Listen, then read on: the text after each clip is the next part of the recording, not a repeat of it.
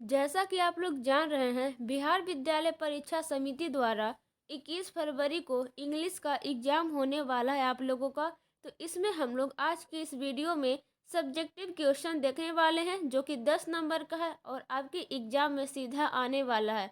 आप first sitting के हैं या सेकेंड सिटिंग के लिए हैं, तो बहुत ही महत्वपूर्ण है। तो आइए वीडियो को स्टार्ट करते हैं।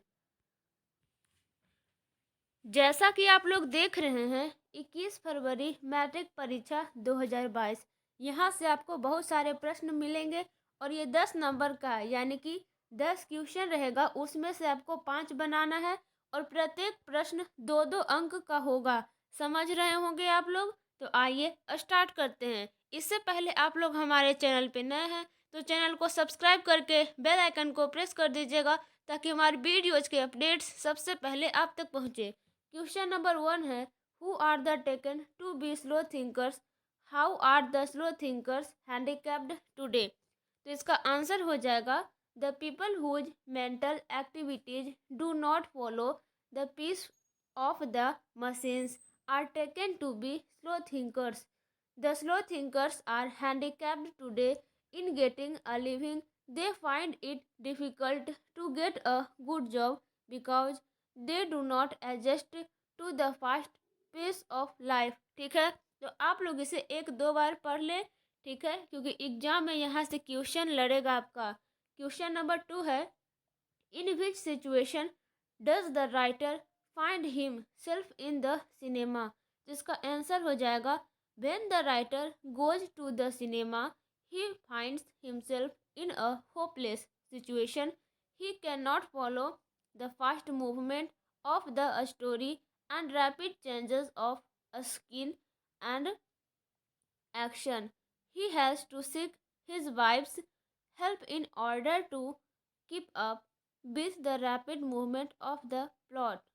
क्वेश्चन नंबर 3 आता है यहाँ पे, who was the chief character of the play the peace for living. तो इसका आंसर हो जाएगा the chief character of the play The Pace for Living was an elderly corn merchant in a small Irish country town. Question number 4 आता है यहाँ पे, how does the writer classify himself as a thinker. तो इसका answer हो जाएगा the writer classifies himself as a slow thinker because he had to face many problems. ठीक है, क्वेश्चन नंबर 5 आपको देखने को मिल जाएगा, did the narrator succeed in getting Mr. Mrs. Greeny to do something about ecology। इसका answer हो जाएगा Jim tried to convince Mr. Greeny that she must not throw the newspapers and aluminum cans away, but she did not listen to him. Jim did not succeed in getting her to do something about ecology।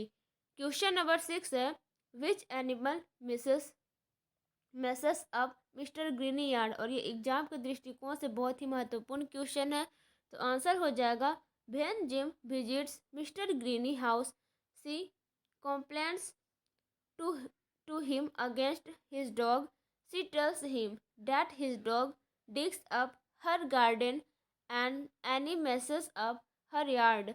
She advises him to keep his dog on a leash। ठीक है, और ये question number 7 है, जो कि exam के दृष्टिकोण से बहुत ही महत्वपूर्ण है। आप लोग इसे 1-2 बार लिख लें या जैसे भी आपको दिमाग में अटे।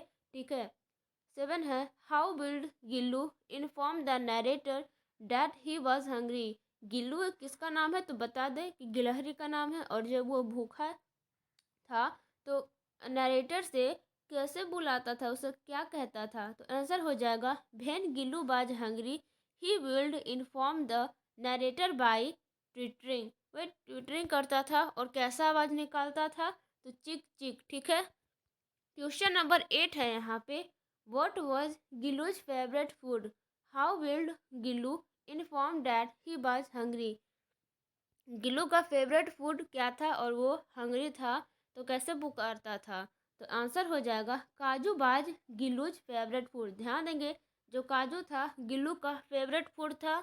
Gillu would inform that he was hungry by twittering चिक चिक। और ये भी बहुत महत्वपूर्ण है एग्जाम के दृष्टिकोण से। क्वेश्चन नंबर 9 है, how did Gillu situation wounds. Answer हो जाएगा, गिल्लू बाज अ टीनी बेबी स्क्वेरल। गिल्लू जो है वो टीनी बेबी स्क्वेरल है, यानी कि छोटा सी गिलहरी का बच्चा है।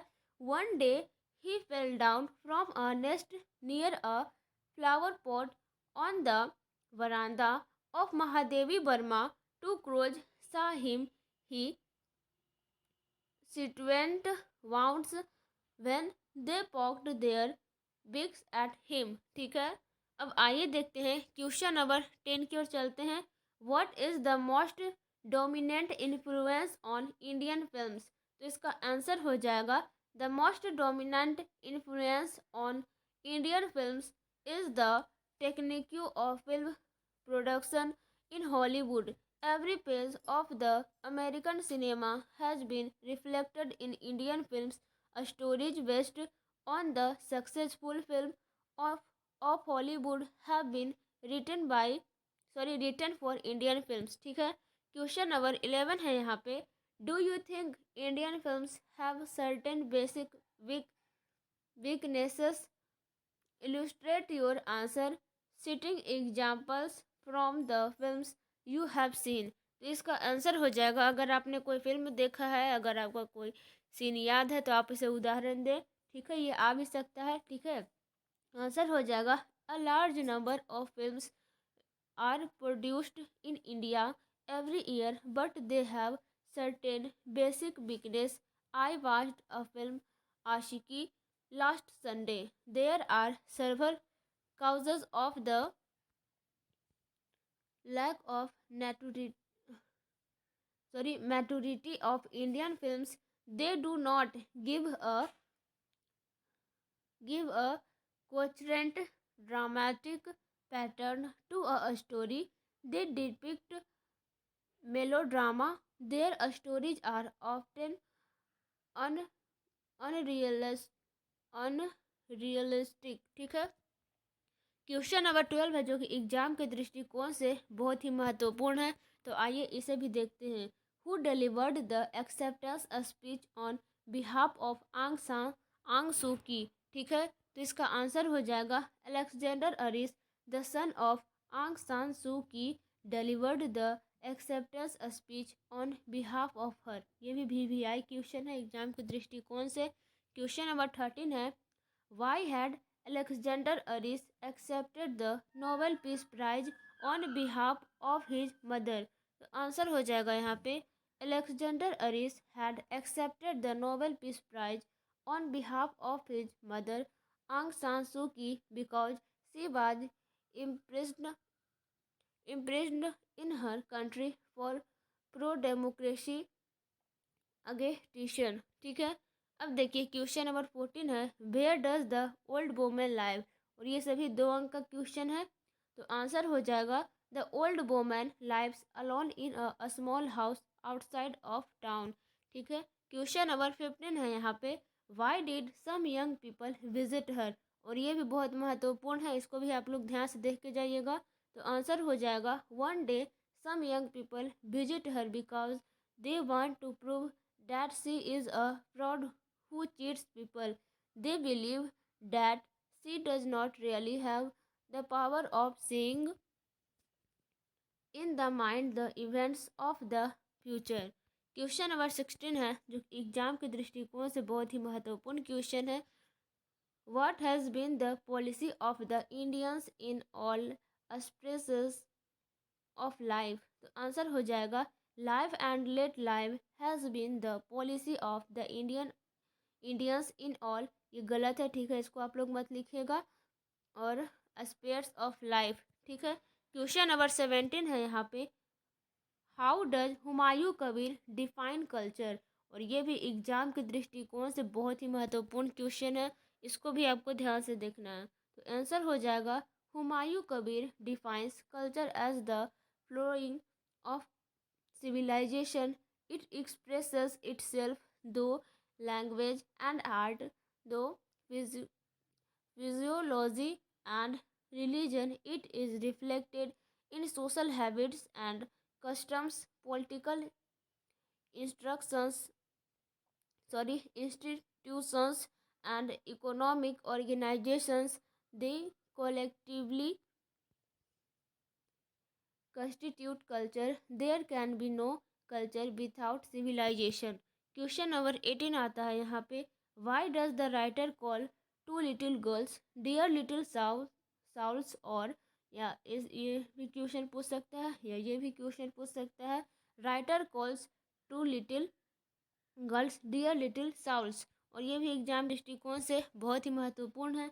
आंसर हो जाएगा the writer calls them dear little souls, souls souls, यहाँ पे सोल्स है, ठीक है, मतलब आत्मा, because they were really so good, they were angry at first and even started fighting, but soon they forgot everything and again were rejoicing and playing. ठीक है, question number 19 है यहाँ पे, why did Akoulya shoot at Malasha, तो answer हो जाएगा Akoulya shooted at Malasha because the latter splashed dirty water on her frock, she was angry when she was strains on her new frock. ठीक है, question number 20 है कि why did the old woman say to the crowd are you not ashamed of yourselves, तो ये भी बहुत महत्वपूर्ण है और ये भी आपको 2 नंबर का एग्जाम में आ सकता है। तो आंसर हो जाएगा she said so because they were fighting for the girls but the girls were playing with each other. Video को यहीं पे एंड करते हैं, अभी हम मिलते हैं ऐसे में आपको लेटर राइटिंग में, स्पीच में, तो जल्दी से चैनल को सब्सक्राइब कर ले और वो भी वीडियो को देखे। Okay, thanks.